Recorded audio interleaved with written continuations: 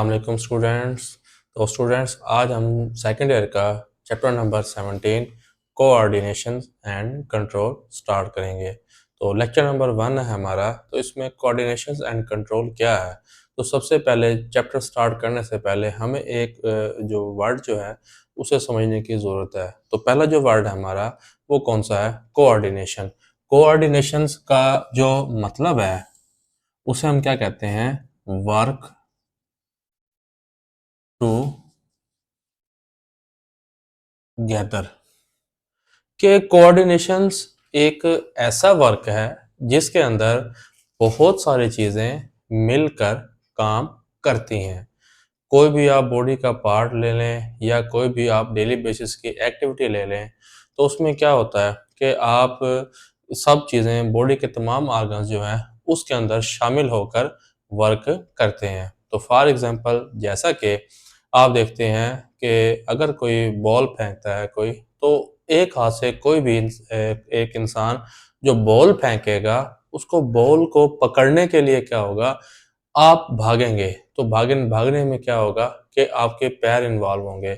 सबसे पहले उसको जो चीज़ डिटेक्ट करती है, डिटेक्ट करने में चीज़ कौन सी होगी, सबसे पहले एक आइज़ आपको डिटेक्ट करती हैं कि बॉल कहाँ पर जा रही है।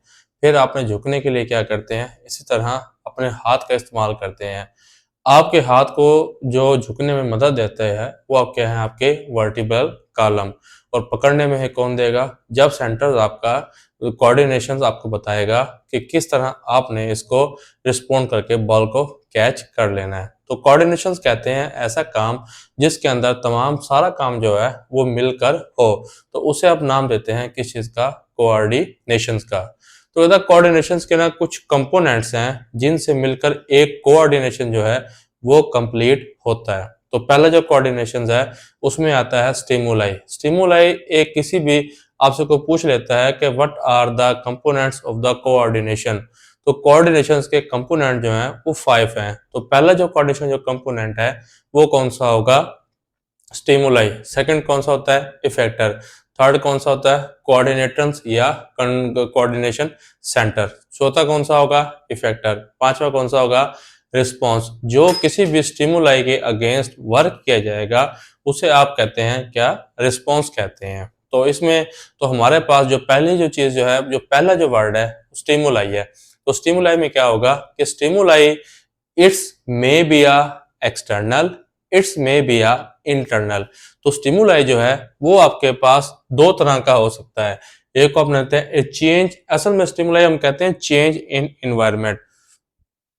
के एनवायरनमेंट में जो चेंजेस जो हैं जो आप महसूस करते हैं वो महसूस आपकी बॉडी के अंदर स्टिमुलस या स्टिमुलाई जो होता है वो महसूस करता है।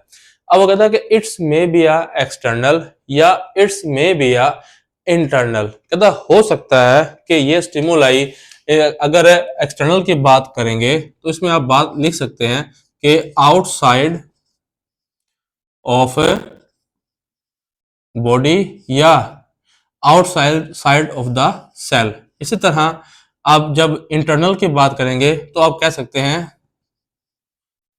इनसाइड ऑफ बॉडी या इनसाइड ऑफ सेल।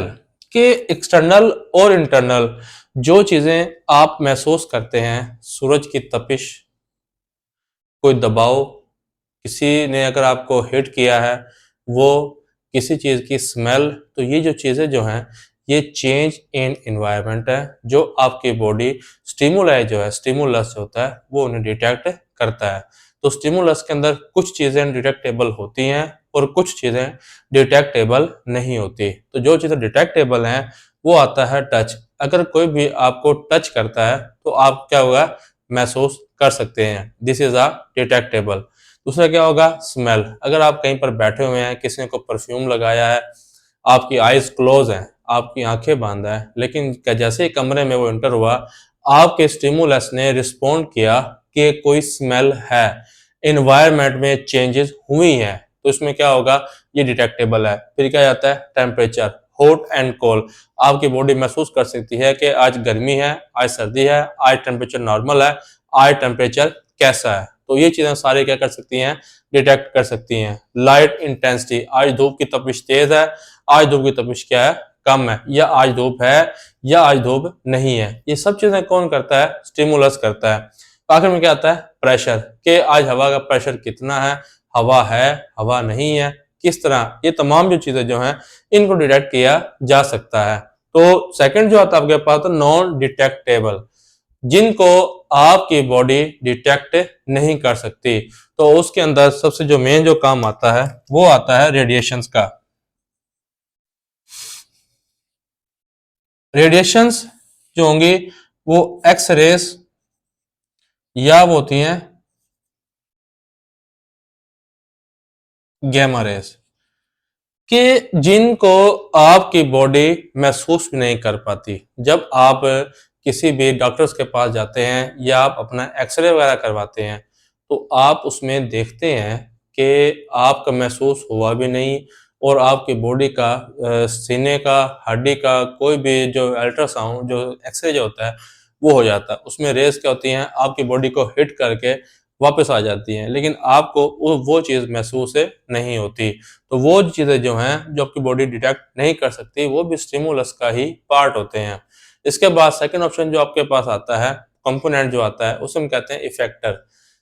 अपना जो रिसेप्टर्स जो होते हैं उसमें कहते हैं tissue which detect the stimulus, कि स्टिमुलस से वो चीज़ें जो उन्हें महसूस करने में मदद देती हैं, उन्हें एहसास दिलवाती हैं कि ये ऐसा हुआ है, किस वजह से हुआ है। तो स्टिमुलस जो है वो अपना पैगाम देता है किसको, रिसेप्टर्स को।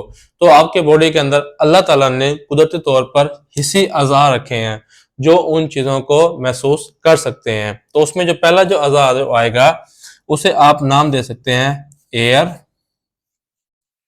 स्किन,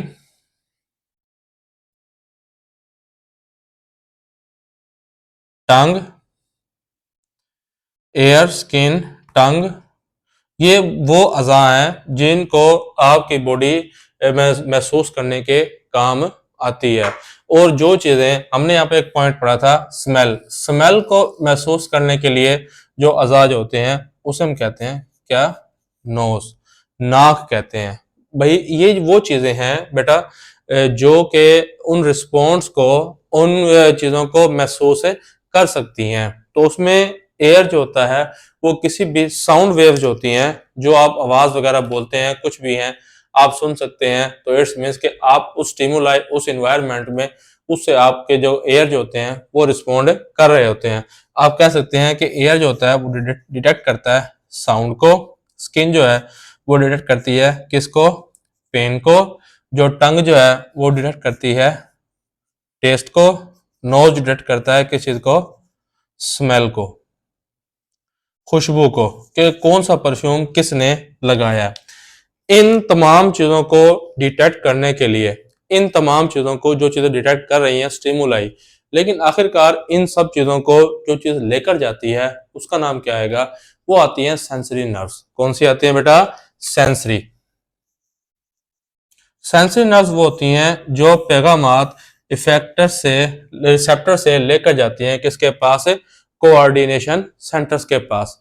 कोऑर्डिनेशन सेंटर जो है वो सबसे क्या है, एक मेन हेड है। उस हेड में क्या होगा, वो बताएगा कि कोऑर्डिनेशन जो है वो दो चीजों से मिलकर बना होता है। उसके अंदर एक चीज आएगी ब्रेन, एक चीज क्या आती है, स्पाइनल कॉर्ड। ब्रेन और स्पाइनल कॉर्ड जो होते हैं वो बॉडी के तमाम रिस्पॉन्सेस को क्या करते हैं, कंट्रोल करते हैं। जो स्टिमुलस ने पैगामात भेजे रिसेप्टर के पास, और रिसेप्टर ने वही पैगामात भेजे किसके पास, कोऑर्डिनेशन।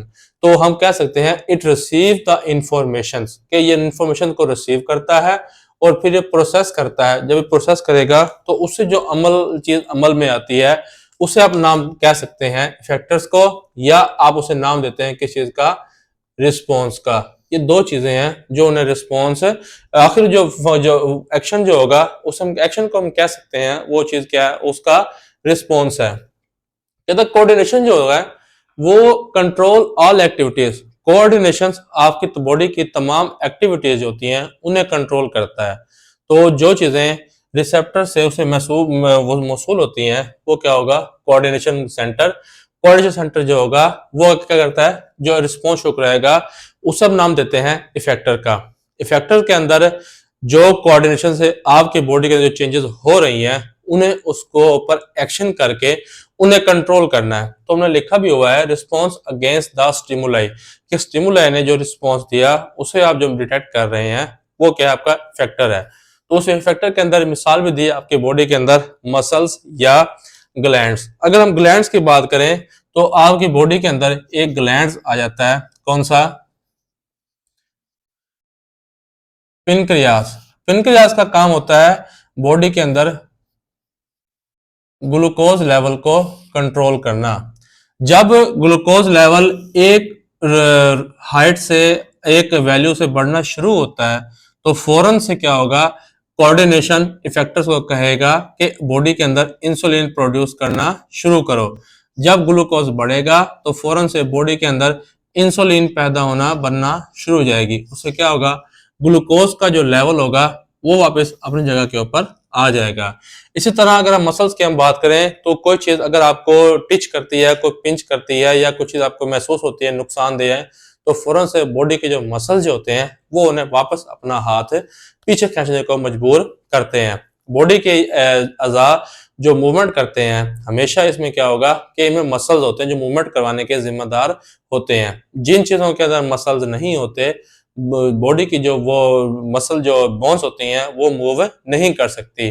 तो मसल जो होगा फौरन से, फॉर एग्जांपल अगर आपको किसी चीज गर्म चीज को हाथ लग गया है तो फौरन से सेंसरी रिसेप्टर जो होते हैं, सेंसरी, वो पैगाम ले जाएंगे कोऑर्डिनेशन, और कोऑर्डिनेशन के पास पहुंचने से पहले ही उस पर क्या हो जाएगा, असर इफेक्टर हो जाएगा। इफेक्टर से क्या होगा कि वो चीज आप उससे अपना फौरन से हाथ हटा लेते हैं। ठीक है।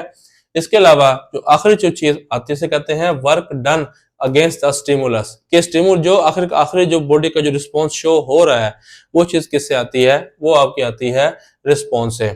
कोऑर्डिनेशन जो है वो कंट्रोल किया जाता है दो चीजों से बॉडी के अंदर। तो उसमें जो पहले जो चीज जो आती है उसे आप कह सकते हैं, एक को एग्जांपल आप देते हैं नर्वस कोऑर्डिनेशन, और एक को आप नाम दे सकते हैं किस चीज का, केमिकल कोऑर्डिनेशन। जो नर्वस कोऑर्डिनेशन जो है it's depend on the nervous systems. तो इसमें क्या होगा कि बॉडी के अंदर कोई भी जो चीज जो है वो आपके पास सबसे पहले जो चीज रिस्पॉन्स शो करती है वो होंगी रिसेप्टर्स। जो रिसेप्टर जो है वो पैगाम लेकर जाते हैं किसके पास है, कोऑर्डिनेटर्स के पास, और कोऑर्डिनेटर जो है उसके ऊपर जो रिस्पॉन्स शो कराएंगे उसे आप नाम दे सकते हैं किस चीज का, इफेक्टर का। इसी तरह जो केमिकल कोऑर्डिनेशन जो होता है उसके अंदर केमिकल्स बॉडी के अंदर होंगे, तो उसमें भी आप कह सकते हैं कि जो चीज पैगाम पहले सबसे पहले कोऑर्डिनेशन के पास पहुंचाएगी उसे आप देते हैं रिसेप्टर्स, फिर क्या आएगा उसके अंदर, कोऑर्डिनेटर्स, और उसके बाद कोऑर्डिनेटर्स के बाद जो चीज उसके ऊपर असरअंदाज होगी उसे आप नाम दे सकते हैं किस चीज का, इफेक्टर का। इन दोनों चीजों के अंदर डिफरेंस किस चीज का आता है कि इसके अंदर जो पैगामात लेकर जा रहे हैं, जो पैगामात लेकर जा रहे होते हैं उसे आप नाम देते हैं क्या, सेंसरी नर्व्स। कोऑर्डिनेशन के पास सेंसरी नर्व्स पहुंचता है और उसके पास जो रिस्पॉन्स शो करवाता है उसे आप नाम देते हैं किस चीज का, मोटर नर्व्स का। लेकिन जो केमिकल कोऑर्डिनेशन जो होता है उसके अंदर जो चीज जो मेजर जो इफेक्ट जो होती है वो उसमें असरअंदाज होते हैं बॉडी के अंदर, नर्व्स का काम नहीं होता। इसके अंदर जो इस कोऑर्डिनेशन के सिस्टम के अंदर ज्यादातर होते हैं, अब इसके पास ग्लैंड्स होते हैं। अब ग्लैंड्स होते हैं वो एक हार्मोनल सिस्टम्स है। केमिकल कोऑर्डिनेशन जो है वो पूरी बॉडी के अंदर केमिकल्स के थ्रू कंट्रोल किया जाता है। जैसे पुबर्टी होगी, जब इंसान जवान होता है तो उसके अंदर जो टेस्टोस्टेरोन हो गया, प्रोजेस्टेरोन हार्मोन्स हो गया, वो उसकी एक खास उम्र के बाद जब बॉडी में बनना शुरू होते हैं तो उन्हें कंट्रोल कौन करता है, ये ग्लैंड्स करते हैं। उन्हें कहते हैं गुनेड्स, टेस्टोस्टेरोन्स या प्रोजेस्टेरोन्स। इसी तरह बॉडी के अंदर growth hormones, TSH, thyroid stimulating hormones, thyroxine hormones, ये तमाम हार्मोन जो सिस्टम जो है बॉडी के अंदर इन वैल्यूज को बरकरार रखने के लिए जो सिस्टम होता है उसमें कहते हैं केमिकल कोऑर्डिनेशन। तो हमारा जो पहला जो टॉपिक था इसमें हमने पढ़ा कि एक कोऑर्डिनेशन को कंट्रोल कैसे किया जाता है और उस कोऑर्डिनेशन के कितने सिस्टम्स होते हैं। एक को हम कहते हैं नर्वस कोऑर्डिनेशन और एक को हम कहते हैं अपना केमिकल कोऑर्डिनेशन। तो नेक्स्ट लेक्चर में हम लोग डिस्कस करेंगे कि कोऑर्डिनेशंस इन प्लांट्स के अंदर ये कोऑर्डिनेशंस किस तरह चलते हैं। तो उम्मीद करते हैं आपको हमारा लेक्चर पसंद आया होगा, तो इसको लाइक और सब्सक्राइब जरूर कीजिएगा। Stay connected. अल्लाह हाफिज।